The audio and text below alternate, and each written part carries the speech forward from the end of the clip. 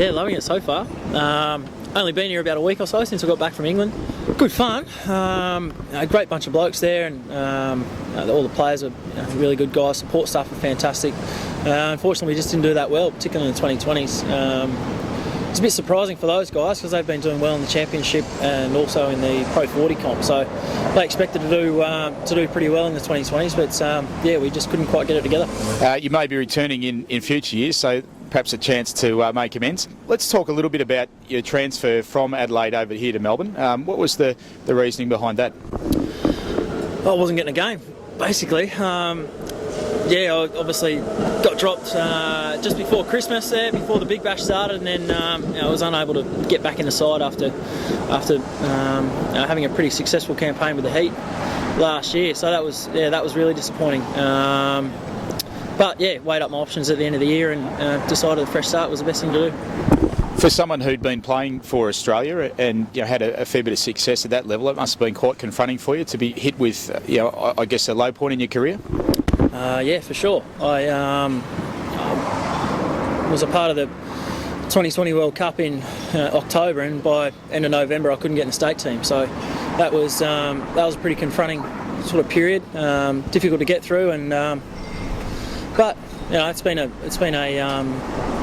good off season. I think I've enjoyed my time in India. That was a lot of thinking time over there, and I enjoyed my time in England as well. And yeah, like I said, really looking forward to starting this season with Victoria. This past sort of 6 or 12 months, has that sort of shown you what happens, I suppose, off the field as well, and the importance of getting yourself back mentally?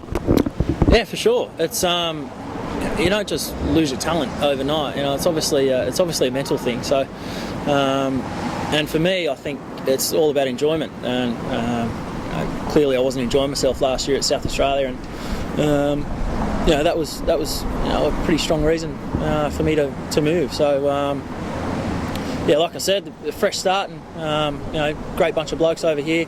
Really looking forward to playing at the MCG, and hopefully all those kind of things have contributed to a successful time on the park.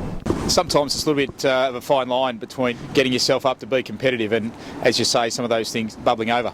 Yeah, for sure. And I've always been one to sort of wear my heart on the sleeve on the field. I've always played as hard as I can and been as competitive as I can be. So obviously that's blokes that are like that, that can bubble over every now and then. Look, there's been another high-profile all-rounder go to Adelaide from Melbourne, from the Vicks to the Saggers, being Andrew McDonald. Does that place the onus on you to go and dye your hair red? Well, I've already got the red beard, so that might. I don't know if that helps, but no, that sort of worked out pretty well for the both of us. I think from what I know of, Ronnie was keen for a change, and I was keen for a change, so that's worked out pretty well for the both of us, and hopefully it's successful as well.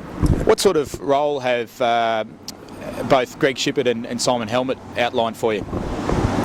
We haven't talked too much about it just yet. Like I said, I've only been back for a week, so we've got a pre-season trip to Queensland next week, so I'm sure we'll discuss it a bit more around those games. But my role generally doesn't vary too much between batting in the middle and offering some overs wherever need be. So I'm sure that's where it'll be. Played under 19s cricket with Cam White. Played a bit with John Hastings in New South Wales before we both went our separate ways, and then the last couple of years playing in the Aussie short form teams with Clint Mackay, James Pattinson, Matthew Wade, Sids. So it's been good.